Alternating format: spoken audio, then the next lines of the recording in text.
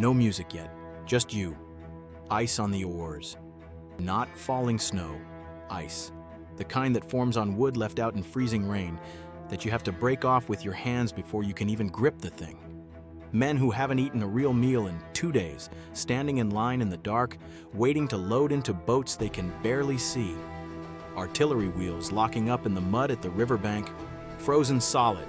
Men throwing their shoulders into wagon wheels that won't turn, cursing under their breath because you can't yell, not tonight. And somewhere out there in the dark, 2 other crossings are supposed to be happening right now. Different commanders, different landing points. Same night, same storm. Nobody on this riverbank knows if either one is going to make it.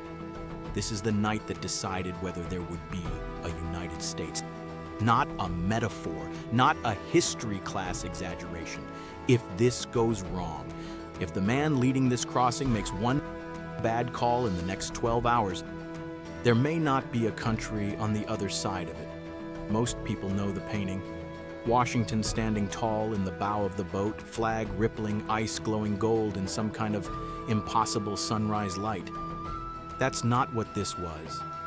This was cold, miserable, half-blind chaos. Men who had every reason to quit, being led by a man who had just as much reason to. This is that story, not the painting, the night. Before we get to the river, you need to understand where this army actually was in December of 1776. Because if you don't get this part right, the crossing just sounds like a cool stunt. It wasn't a stunt. It was closer to the last move available to a dying organization. Washington's army had shrunk to somewhere around 6,000 to 7,000 effective men strung out along the Delaware. Months earlier, during the New York campaign, he'd had somewhere between 20 and 25,000. That's not attrition, that's collapse. And it gets worse, because most of what was left of that army had enlistments set to expire on December 31st. Not if things go badly, not if morale breaks, by the calendar, contractually, in days. So picture the position Washington was actually in. He doesn't just need a battlefield win. He needs one before the legal clock runs out on the only army he has, because after December 31st, a huge chunk of it is entitled to just walk home, win or lose. And this is after a fall that had gone about as badly as a fall can go. Long Island in August, White Plains in October, Fort Washington in mid-November, nearly 3,000 men captured in a single day. Fort Lee, evacuated days later so fast they left tents standing with food still cooking. Washington himself, writing to his brother in mid-December, didn't sugarcoat any of it. His own words, "If every nerve is not strained to recruit the new army with all possible expedition, I think the game is pretty nearly up. No man, I believe, ever had a greater choice of difficulties and less means to extricate himself from them." That's not a leader trying to sound confident for the troops. That's a private letter to family. That's what it actually looked like from the inside. Here's the red dot frame on this baseline, because it matters for everything that comes after. This wasn't a leadership pep talk problem. It was a systems collapse problem. An army about to legally cease to exist was sitting on the wrong side of a river from an enemy that had beaten it in every major engagement for 4 months straight. That's the starting position, not a general looking for glory, a commander looking at the mathematical expiration of his entire operation, with one option left, a boiler that might buy him more time. So here's the plan Washington actually built. 3 columns crossing the Delaware at 3 different points, converging on Trenton at the same time. Washington himself, roughly 2,400 Continentals plus artillery, crossing at McConkey's Ferry, several miles upriver from Trenton. James Ewing, 700 to 800 Pennsylvania militia, crossing directly opposite Trenton, with the job of blocking the bridge over Assunpink Creek so the Hessian garrison couldn't escape south once the attack started. John Cadwalader, around 1,800 men, a mix of militia and Continentals, crossing further south near Bristol, tasked with pinning down British reinforcements so they couldn't reinforce Trenton in time. 3 columns, 1 night, 1 coordinated hammer blow. Here's what you need to sit with. Only one of the 3 made it across. Ewing's militia couldn't get across at all, not because of enemy fire. There wasn't any yet. Ice and current. The river beat them before they could get moving. Cadwalader got some of his men across, but couldn't land his artillery. The far bank was too icy to get the guns up, and without artillery support, he made the call to pull his men back rather than commit them alone. No enemy contact caused either failure. Pure physics, pure weather, pure bad luck stacked on top of an already brutal ask. Let that sink in for a second, because it's the whole hinge of this story. 2/3 of Washington's plan died before a single shot was fired, and nobody fired a shot to kill it. Now, the boats themselves, briefly, because it matters for how impossible this actually was. Durham boats, 40 to 66 feet long, most closer to 60, flat-bottomed, built to haul iron ore and grain down the river, not built for a covert nighttime military crossing in a storm. About 20 of them were pressed into this. And they weren't hauling the artillery. The 18 cannon and roughly 100 horses went across separately, on flat-bottomed ferries with ramps, rolled and driven on by hand in the dark, because a panicked animal on an icy deck is its own kind of disaster. Modern reconstructions suggest each gun movement was slow, dangerous, and manpower intensive. Not a simple roll-on, roll-off process. 18 guns moved that way one at a time in the dark. Do that math against a single night. Here's the red dot frame, and I want you to actually hold on to this one. Plans don't fail politely, and they don't fail all at once. They fail incrementally. Ewing fails quietly, hours before Washington even knows for certain. Cadwalader fails a little later, for a different reason, and Washington, on the Pennsylvania shore, doesn't get a clean signal that says, "Abort now." He gets silence. He gets uncertainty. He gets a slowly building picture that the operation he planned no longer exists, while he's still mid-crossing in the dark, with no way to call it off, even if he wanted to. That's the part people miss when they look back at history with the ending already known.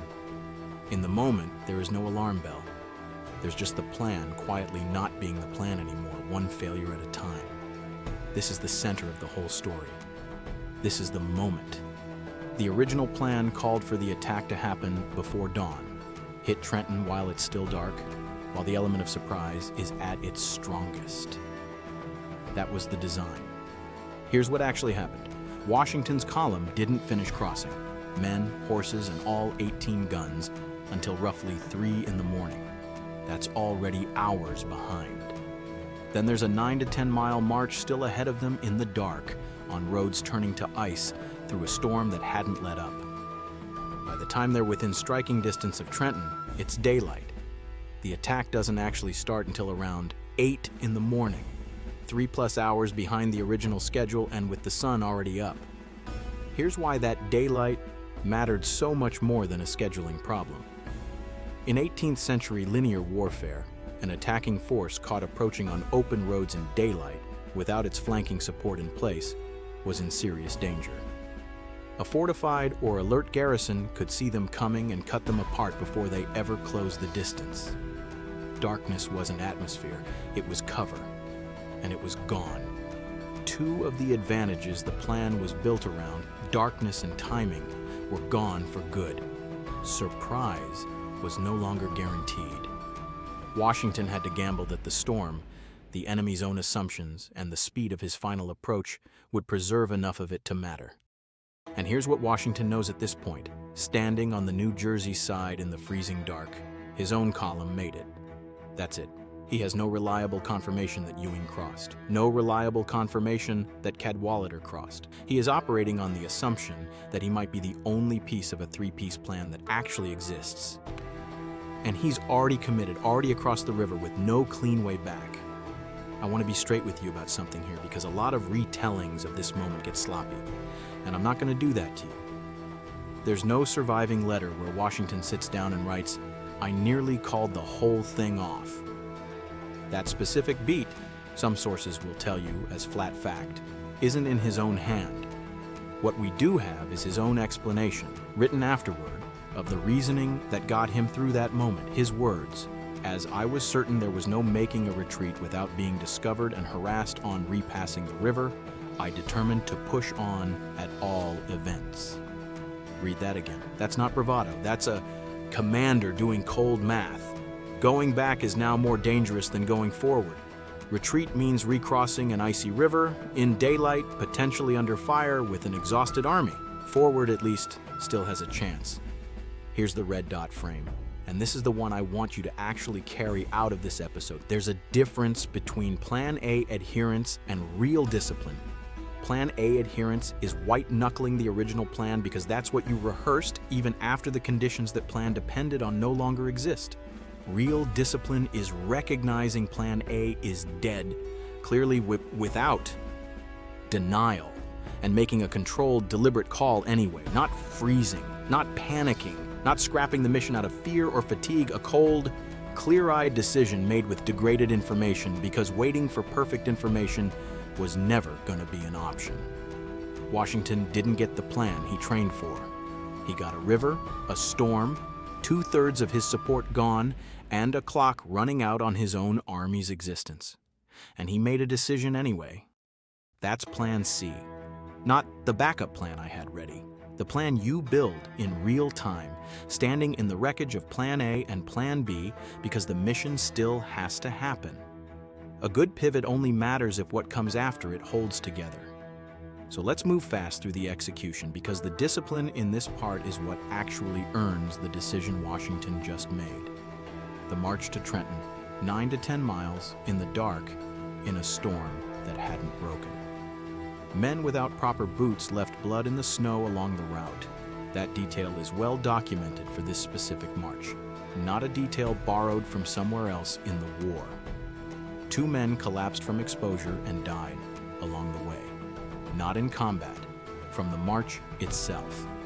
At Trenton, the plan split into 2 columns. Nathaniel Greene's column coming in from the north, John Sullivan's along the river road from the west and south, converging on the town at close to the same time, with Henry Knox's artillery positioned to sweep the main streets and cut off any organized retreat.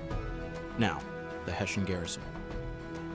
I want to correct something here because there's a version of this story that gets repeated a lot, and it's not accurate. The idea that the Hessians were drunk or asleep after a Christmas celebration, that doesn't hold up. These were experienced troops. They'd fought at White Plains, at Fort Washington. Roughly 1,400 men under Colonel Johann Rall, a commander with real combat experience, not some green garrison caught napping. What actually happened is more useful to us anyway because it's not luck, it's a failure pattern.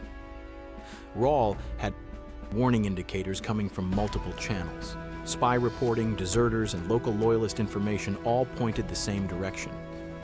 The problem wasn't that no signal existed, the problem was that the signal didn't fit his assumptions, so he dismissed it.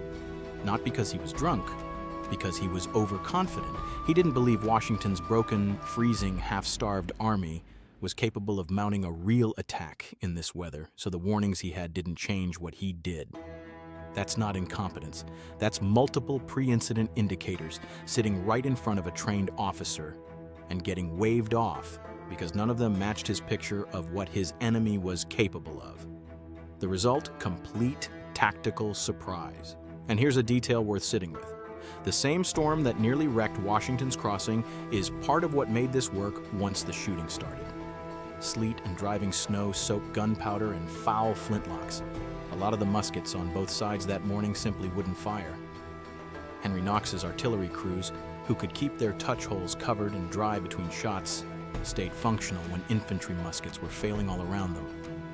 The battle was won partly because the Americans brought heavy working firepower into a town where the enemy's small arms were going quiet in the storm. The attack opened around 8 that morning. Depending on which account you read, it was over in anywhere from under an hour to just under 2. Either way, fast. Hessian losses, roughly 22 killed, somewhere in the range of 80 to 90 wounded, and roughly 800 to 900 captured, depending on the count. American losses, a handful wounded in the actual fighting, including an 18-year-old officer named James Monroe, shot through the shoulder, and at least 2 men who died from exposure associated with the march and operation, not the fighting itself. A good pivot only matters if the follow-through holds. Washington's did, all the way through. So what do you actually do with this? Here's the framework, laid out clean. Plan A is the plan you build and rehearse. Plan B is the backup you have ready before things go wrong. Plan C is the plan you build in real time, after both of those have already failed, using only the information and resources you actually have left in that moment, not the ones you wish you had. Most people never train for Plan C. They train for A, maybe B if they're disciplined. Almost nobody trains their mind for the moment when both of those are gone and they still have to make a call. Think about what that actually looks like in your life. Comms go down in the middle of an emergency and you can't reach the people you were counting on. Your primary evacuation route is blocked and you're standing at the fork with seconds to decide. A business loses power during the exact event it needed power for. A caregiving plan, the one you built carefully, with backups, falls apart the one day your backup person is unreachable and you're the only one left holding it. None of those moments come with a clean signal telling you the plan is officially dead. They come the way Washington's night came, quietly, incrementally, one failure stacked on another, while you're already committed and moving. Here's the field version of Plan C discipline, broken into 3 parts you can actually run when it's your turn. Recognize, admit, clearly, without denial, that the original plan is no longer real. Not it's a little off schedule, gone. Recalculate. Take honest stock of what's actually left. Resources, people, time, routes. Not what you wish you had, what you have. Commit. Make the next controlled move without waiting for perfect information, because perfect information was never coming. That's what Washington did on that riverbank, whether he had a name for it or not. The takeaway isn't have a better plan B. Everybody already knows that one. The takeaway is this: build enough mental flexibility that you can still make decisions after the plan breaks. Not perfect decisions, not decisions with full information. Controlled ones. Decisions you can stand behind, made with a clear head, in the wreckage of the plan you actually wanted to run. That's the mindset that got a freezing, half-starved army across an ice-choked river and into a fight it had no business winning. Not a perfect operation. A commander who could still function, still decide, still lead, after everything around him had already gone wrong. 4 days after Trenton, the Continental Congress's Committee of Secret Correspondence wrote to their commissioners in Europe, the men working to secure French support for a revolution that, up to that point, had looked like it was losing. Here's what they wrote. "We hope this blow will be followed by others that may leave the enemy not so much to boast of as they some days ago expected, and we had reason to apprehend." Read between those careful, formal words, and you can hear the relief underneath them. This wasn't written by people who thought victory was inevitable. It was written by people who, 4 days earlier, had genuine reason to believe the whole thing might be over. 250 years later, we get to look back and call this the turning point. Nobody on that riverbank on Christmas night knew that's what it was. They just knew the plan had broken, the clock was running out, and somebody had to decide what came next. This country doesn't exist because a plan worked perfectly. It exists because it didn't. And because the men holding it together found a way to keep making decisions anyway. Train the mind, win the fight. Stay gray, stay ready.